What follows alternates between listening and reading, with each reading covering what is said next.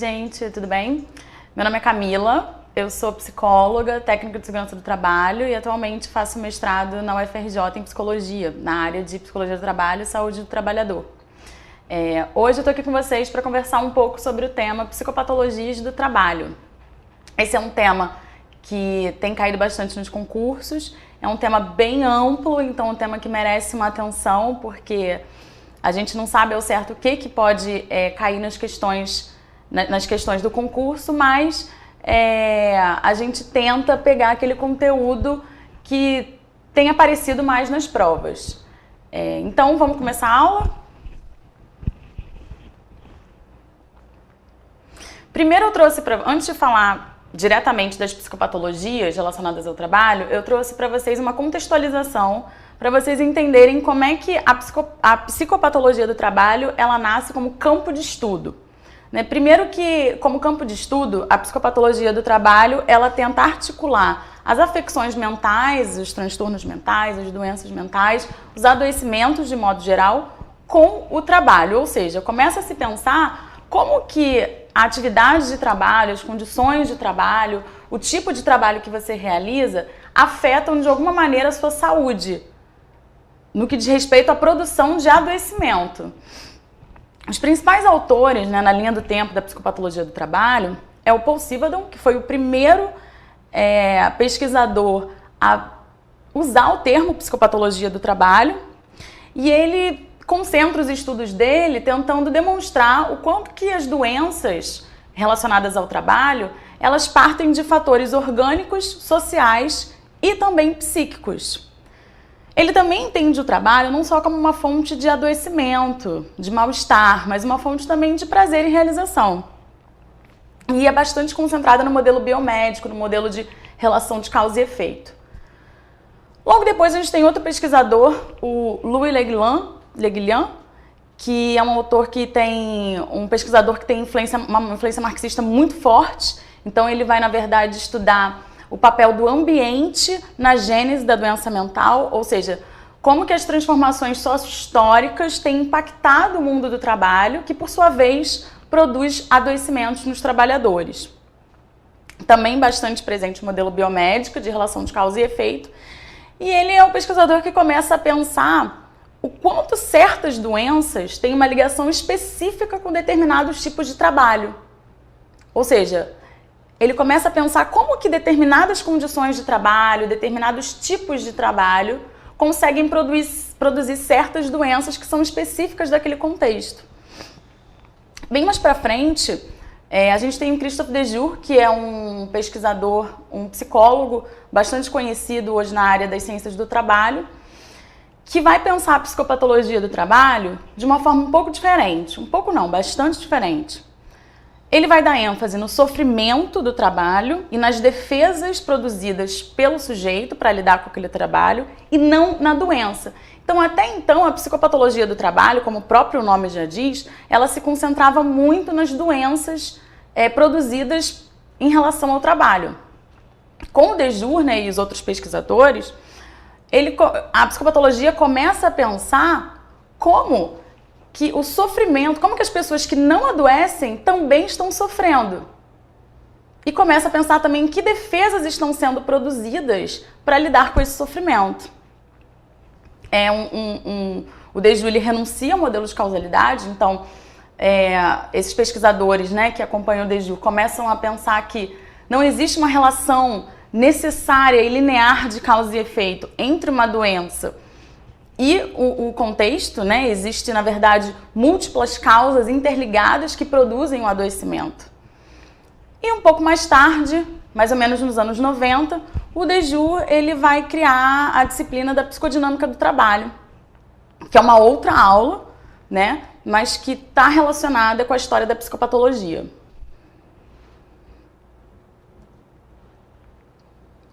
E agora vamos falar um pouquinho sobre o trabalho. E aí a referência que eu estou usando aqui para falar de trabalho é do campo da psicopatologia do trabalho, com referência no Dejour e nos pesquisadores que atuam com ele. O trabalho, então, ele vai desempenhar um papel central nos processos de saúde e doença, podendo ser fonte de realização e prazer, mas também de mal-estar e adoecimento. Os novos modelos produtivos têm trazido uma série de prejuízos à saúde mental dos trabalhadores. Patologias já existentes são agravadas e ou modificadas, e além disso surgem novas patologias. Então o que a gente está dizendo aqui? A gente está dizendo primeiro, uma coisa muito importante para pensar a psicopatologia do trabalho. O trabalho não é um coadjuvante na vida dos sujeitos. O trabalho ele é central para pensar a constituição da subjetividade e a produção de saúde e doença. Então o trabalho ele tem um papel importantíssimo para você se constituir como pessoa, e nesse processo podem ter elementos que vão gerar adoecimento ou que vão gerar realização. E veja bem, existe uma grande diferença entre sofrimento e adoecimento. Sofrimento não é a mesma coisa que adoecimento, a gente vai falar um pouquinho disso daqui a pouco. E o Dejul vai falar desses novos modelos produtivos, Dejul e vários outros autores da sociologia do trabalho, da psicologia do trabalho, enfim, de vários campos, né, várias áreas de conhecimento, vão falar o quanto os novos modelos produtivos eles têm gerado impactos na saúde mental, né? E aí novas patologias estão surgindo e outras estão se intensificando, como a depressão, por exemplo, né? Então, a relação, uma coisa que é importante, a relação entre as pessoas e o trabalho não é uma relação neutra e nem uma relação simples, é uma relação complexa que sempre produz conflitos e sofrimento. Ah, Camila, mas então todo mundo que trabalha sofre. Eu amo meu trabalho, eu não estou sofrendo com o meu trabalho. Esse sofrimento, ele não é um sofrimento no sentido de, estou sofrendo, vou me trancar no quarto, vou chorar, estou muito triste, não consigo mais fazer nada. Não é isso, é o sofrimento de lidar com aquele dia a dia, com os imprevistos, quando você não sabe o que fazer, quando você é demandado por algo que você precisa estudar e você não sabe ao certo como agir. Enfim, é um sofrimento que é gerado principalmente por aquilo que você não sabe o que fazer, por aquilo que te ultrapassa de alguma maneira. Esse sofrimento, ele precisa ser gerenciado. Então, se você consegue gerenciar esse sofrimento e ressignificar, ou seja, quando esse sofrimento ele é ressignificado e transformado, você consegue transformar o sofrimento em prazer. Você consegue ter algum tipo de realização no trabalho. Só que isso só é possível quando a organização oferece espaço para discussão e mudança. Então, quando eu consigo falar sobre o meu sofrimento, sobre as minhas dificuldades, sobre as coisas que eu tenho passado no trabalho, quando eu consigo falar isso no meu ambiente de trabalho, conversar com os meus pares, conversar com as minhas chefias, e eu consigo produzir ações de mudança, eu consigo ressignificar o sofrimento no trabalho, de modo coletivo. Agora, quando esse sofrimento e esse conflito, ele é silenciado, ou seja, quando eu tenho conflitos, quando eu passo por dificuldades e eu não consigo falar sobre isso, eu não posso discutir isso com os meus pares, eu não posso discutir isso com as minhas chefias. Ou seja, quando a organização ela é tão rígida ou negligente, no sentido de não se importar, e não oferece espaço para diálogo e mudança, aí sim o sofrimento pode levar ao adoecimento. Ou seja, é nesse caso que a psicopatologia do trabalho e outras patologias podem acontecer. E quando o trabalho contribui para o desenvolvimento das psicopatologias? A gente pode passar o dia inteiro aqui falando sobre isso, porque não existem situações elencadas e concretas e objetivas para isso. Porque quando a gente está falando de psicopatologia, a gente está falando de sujeito, a gente está falando de subjetividade e a gente está falando de muitas coisas que são imprevisíveis. Agora, existem certas situações que já são entendidas como fatores de risco, porque são situações que costumam levar ao adoecimento. Em que situações são essas? Vários estudos recentes, né, o Ministério da Saúde, no manual que ele publicou em 2001 sobre doenças relacionadas ao trabalho, ele fala que existem várias doenças, psicopatologias relacionadas ao trabalho que são causadas devido à exposição a metais pesados e solventes. Na apostila, eu botei bem destrinchadinho quais são esses metais pesados e solventes. Não acredito que seja uma coisa que vá ser cobrada em prova para psicólogo, mas como como basicamente são os mesmos para todas as doenças, é legal dar uma olhada e ficar sabendo quais são. Até para o nosso trabalho mesmo no dia a dia. Situações frequentes de acidente de trabalho. Então, quando você trabalha numa organização que acontecem muitos acidentes de trabalho.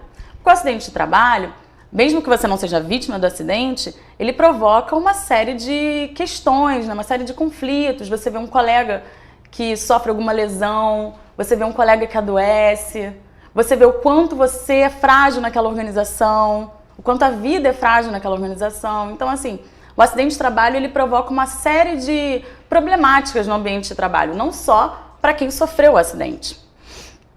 Situações frequentes de estresse laboral, então um ambiente muito estressante, onde você tem que correr o tempo todo, onde você é cobrado demais, onde você tem uma responsabilidade que está acima do que você pode fazer. E isso acontece sempre, não uma vez ou outra. Mudança de posição na empresa.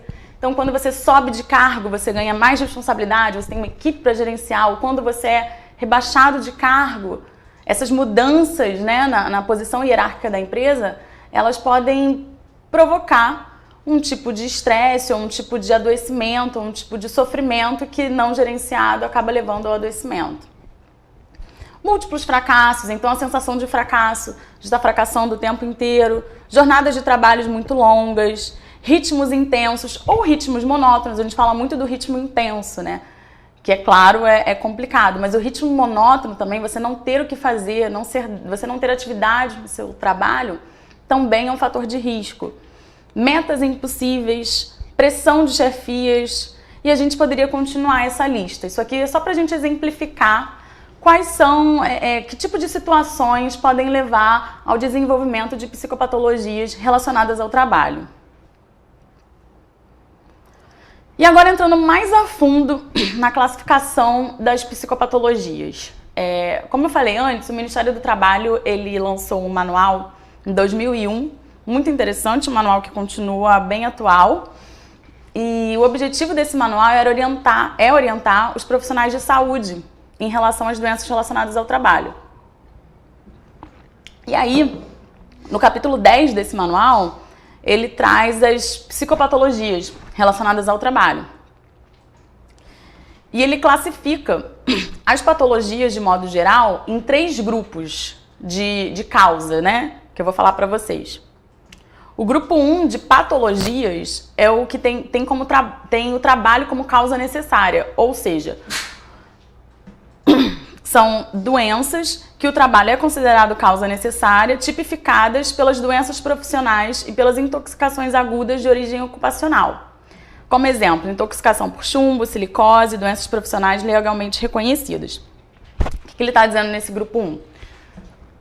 Nesse grupo 1 ele está dizendo o seguinte: se encaixa nesse quadro 1, nesse grupo 1, aquelas doenças que só foram produzidas porque a pessoa estava trabalhando naquela profissão, naquele contexto, naquelas condições. Então é aquela doença que o trabalho é a causa necessária. E aí um exemplo, por exemplo, que ele dá da silicose. A silicose, ela só vai acometer pessoas que têm contato com a sílica. Então, por exemplo, as pessoas que trabalham no setor da mineração são pessoas que vão ter contato com a sílica. Então, se naquela relação a pessoa desenvolve a silicose, ela se encaixa no grupo 1, essa patologia. E existe uma lista enorme de doenças profissionais que são legalmente reconhecidas, que estão associadas diretamente a um tipo de profissão e a um tipo de trabalho. O grupo 2. No caso do grupo 2, o trabalho ele não é a causa necessária. O trabalho ele atua como fator contributivo, mas não necessário. Quando o trabalho pode ser um fator de risco contributivo, mas não necessário. Doenças comuns mais frequentes ou mais precoces em determinados grupos ocupacionais. Exemplos: doença coronariana, doenças do aparelho locomotor, câncer, varizes dos membros inferiores, hipertensão arterial. Então vamos explicar esse grupo 2. Nesse grupo 2, a gente vai ver patologias que o trabalho vai contribuir de alguma maneira para que ela apareça. mas ele não é a causa necessária, ou seja, a pessoa poderia desenvolver aquela doença em outras condições que não fosse no trabalho. E aí ele dá o exemplo, inclusive, da hipertensão arterial. A hipertensão arterial, ela é bem ligada ao grupo ocupacional dos motoristas de ônibus. Ou seja, muitos motoristas de ônibus desenvolvem a hipertensão arterial. E o trabalho como motorista de ônibus, ou seja, trabalhar em jornadas longas, no trânsito, aqui no Rio, por exemplo, trabalhar em jornadas longas no Rio de Janeiro, com trânsito caótico, isso contribui para que ele desenvolva a hipertensão arterial. Mas existem outros fatores na vida desse sujeito que também vão influenciar no desenvolvimento dessa doença. Vamos para o próximo grupo. Grupo 3. No caso do grupo 3, o trabalho vai atuar como provocador de um distúrbio latente ou agravador de doença já estabelecida. E aí ele vai atuar aqui, como está escrito na linha 2, como uma concausa, né? Uma causa além do que já existe. Um exemplo disso: bronquite crônica, dermatite de contato, alérgica, asma, doenças mentais. Então, no caso do grupo 3, eu posso começar a trabalhar já com alguma patologia e nesse trabalho eu acabo agravando essa doença. Por quê? Por causa do tipo de trabalho, das condições de trabalho. Ou seja, eu posso, por exemplo, ter desenvolvido uma depressão, entrar em determinada profissão, começar a trabalhar com numa determinada área e nessa área, devido a todo o contexto organizacional, essa minha depressão agrava. Por exemplo, né? Existem vários outros exemplos. O que é importante a gente tirar daqui?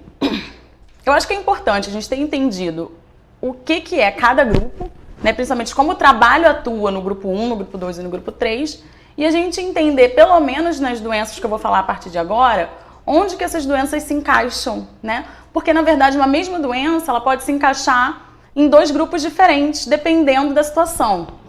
Então, não é só a gente olhar para a doença, entendem? Para a psicopatologia, a gente precisa olhar para a situação como um todo. E aí o manual do Ministério da Saúde, ele traz uma lista de transtornos de origem psíquica, baseado no CID-10, ou seja, a descrição clínica dessas psicopatologias é baseada na CID-10, que é a classificação internacional de doenças, na sua revisão número 10. E aí eu vou ler aqui para vocês cada um desses transtornos. Depois que a gente falar depois que eu ler, a gente vai passar por cada um rapidamente. É um momento da aula um pouco maçante, porque são vários transtornos e a gente vai falar sobre o que ele é, como é que ele se desenvolve. Na apostila isso está mais detalhado, aqui a gente vai ter uma visão mais geral de cada um, só para a gente entender como é que ele funciona e entender a qual grupo daqueles grupos que a gente acabou de falar ele se encaixa melhor, ok? Vou ler aqui. Primeiro, demência em outras doenças específicas classificadas em outros locais. Delírio não sobreposto à demência. Transtorno cognitivo leve. Transtorno orgânico de personalidade. Transtorno mental orgânico ou sintomático não especificado. Alcoolismo crônico relacionado ao trabalho. Episódios depressivos. Estado de estresse pós-traumático. Neurastenia, inclui a síndrome da fadiga. Outros transtornos neuróticos especificados, inclui a neurose profissional. Transtorno do ciclo vigília-sono devido a fatores não orgânicos. Sensação de estar acabado, síndrome de burnout, síndrome do esgotamento profissional. Então agora vamos falar de cada uma delas. A demência. A demência ela é uma síndrome geralmente crônica e progressiva devido a uma patologia encefálica de caráter adquirido. Quais são as funções afetadas, né, nesse quadro? A memória, o pensamento, a orientação, a capacidade de compreensão, a capacidade de fazer cálculos, a capacidade de aprender, a linguagem, o julgamento. E somado a isso ainda há uma deterioração cognitiva do controle emocional, da conduta social e até mesmo da motivação, né, da vontade de fazer as coisas. E ela se encaixa no grupo 1, né? Mas como assim, Camila? A demência ela se encaixa no grupo 1? Como pode o trabalho ser causa necessária para que a demência se desenvolva? E aí vocês lembram que lá no início da aula eu falei que uma série de estudos já comprovaram que a exposição a alguns metais e solventes tem produzido efeitos no sistema nervoso, não é? E tem produzido algumas patologias, psicopatologias. A demência é uma delas. Então, na apostila, vocês vão ter lá listados todos os metais e solventes que podem levar ao desenvolvimento da demência. Por isso que o trabalho é causa necessária. Porque quando a gente está pensando em psicopatologia relacionada ao trabalho, ou seja, que o trabalho tenha alguma influência no desenvolvimento dessa psicopatologia, a gente está falando que para a pessoa desenvolver a demência nesse contexto, é preciso que ela tenha sido exposta a um desses elementos. Ok? Um desses metais, um desses solventes. Delírio não sobreposto à demência, como descrita. O que é? Caracterizada por uma série de distúrbios que diminuem o nível da consciência e que trazem perturbações da cognição, caracterizadas por alucinações, alterações da memória, alterações do pensamento com ou sem delírios e desorientação espacial ou temporal. Na própria descrição a gente já vê mais ou menos quais são as funções afetadas, né?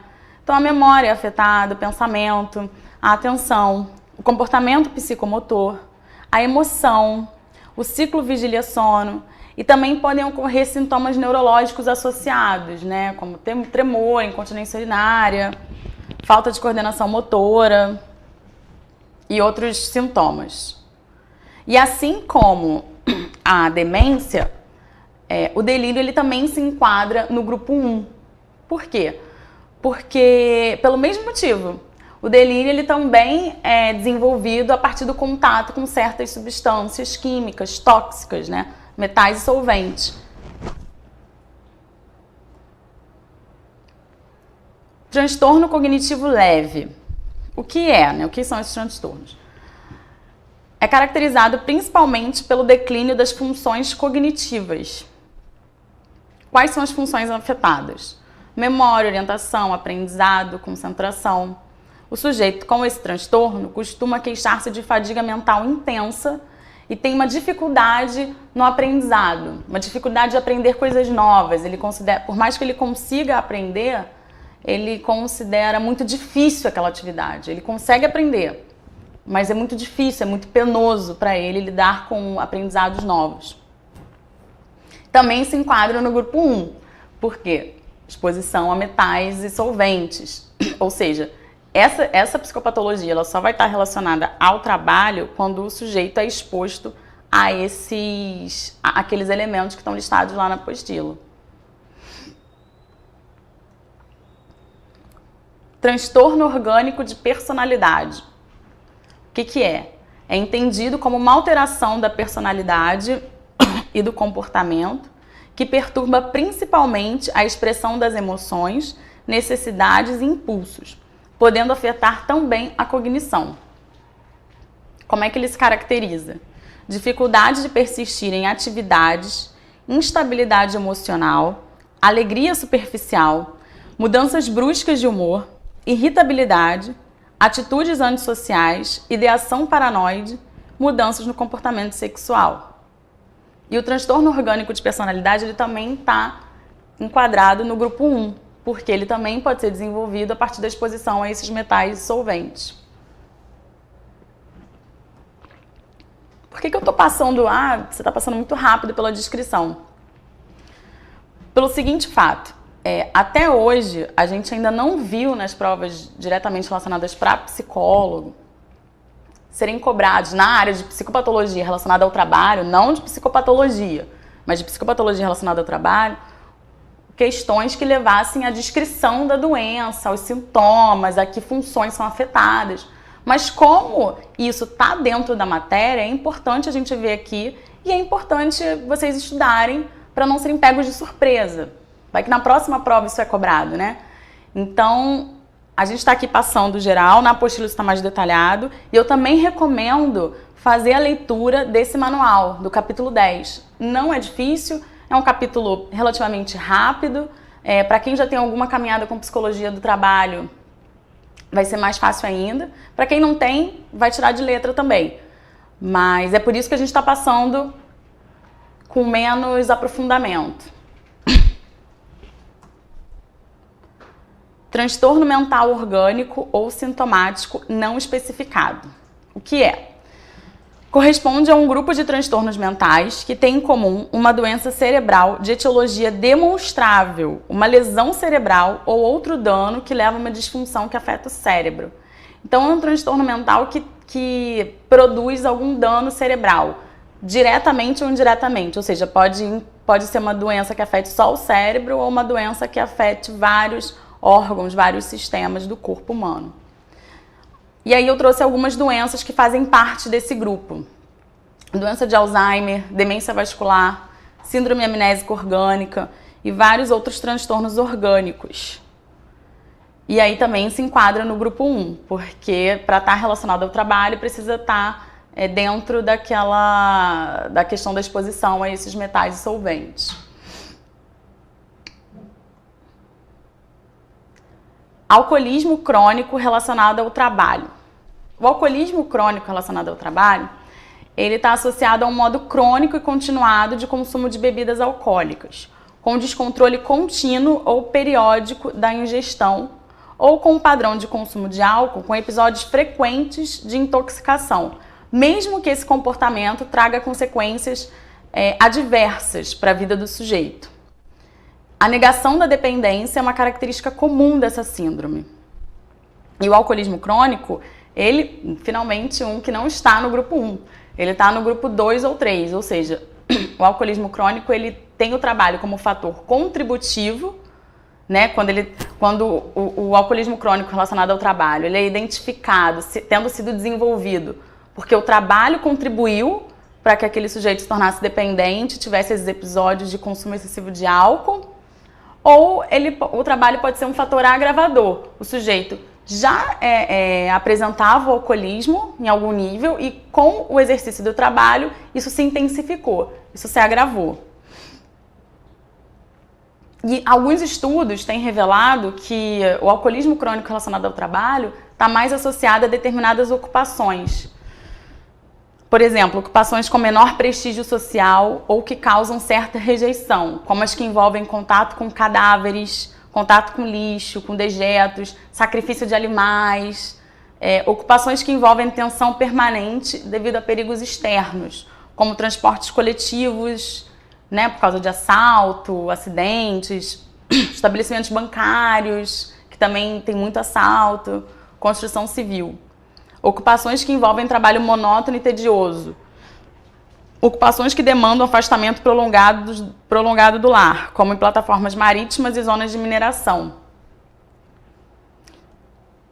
Deixa eu voltar aqui, porque eu ainda queria falar outra coisa. E aí, é interessante a gente pensar por que o alcoolismo ele atua como o trabalho ele pode atuar como um fator contributivo para o alcoolismo.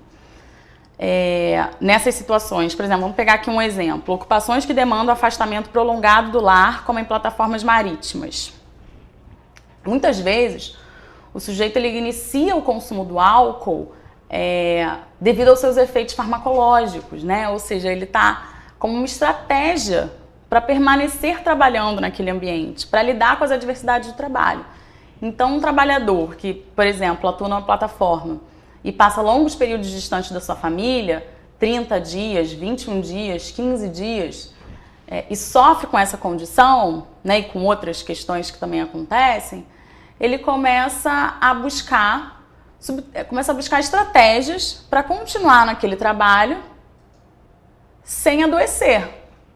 E uma das estratégias que a gente encontra é o álcool. Então aí você começa a fazer uso do álcool e se torna dependente. Então o álcool como uma estratégia, o uso abusivo do álcool como uma estratégia para permanecer, para viabilizar o trabalho.